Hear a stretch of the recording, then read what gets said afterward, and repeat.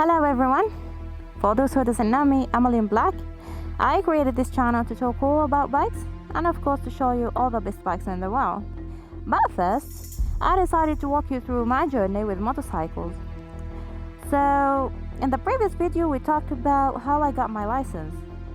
In this part, we're gonna talk about my first bike, the Kawasaki Ninja 300cc. And I want to talk especially about Arabs, my community. As we all know, we are so restricted to customs and traditions which prevent girls from riding motorcycles. All of that is coming right up.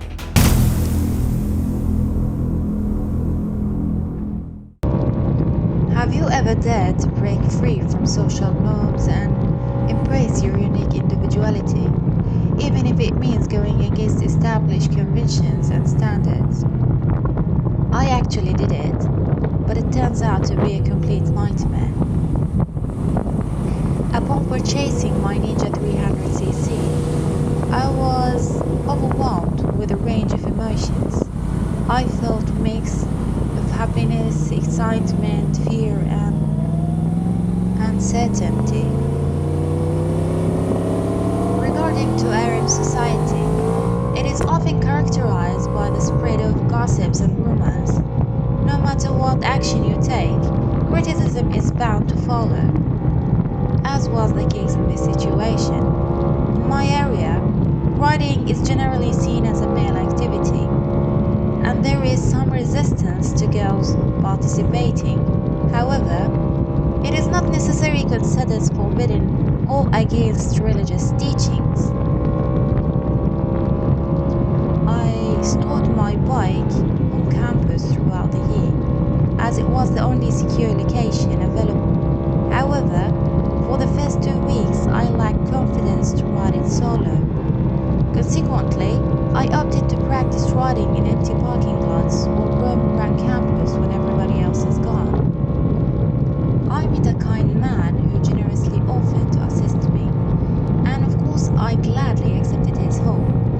He imparted me to the essential skills of skill riding, and we honed our bikes together on bustling streets with heavy traffic that had previously intimidated me. Our sessions were incredibly helpful, and I'm now self-insured and riding independently. Despite my current riding skills, I realized I needed to improve, so I began researching riding schools. That's when I came across a professional riding school called Pro Riding.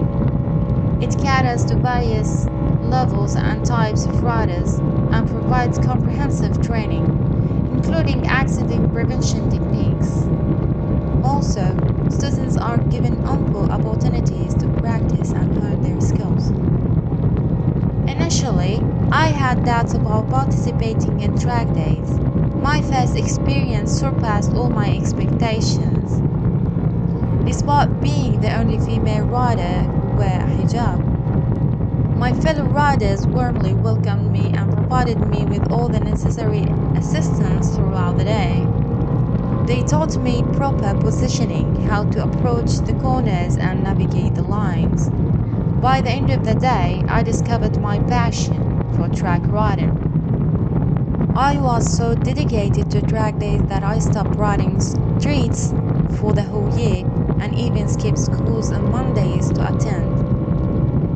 To conceal my absence on Fridays, I had to come up with convincing excuses that wouldn't reveal my secret to my unsuspecting parents.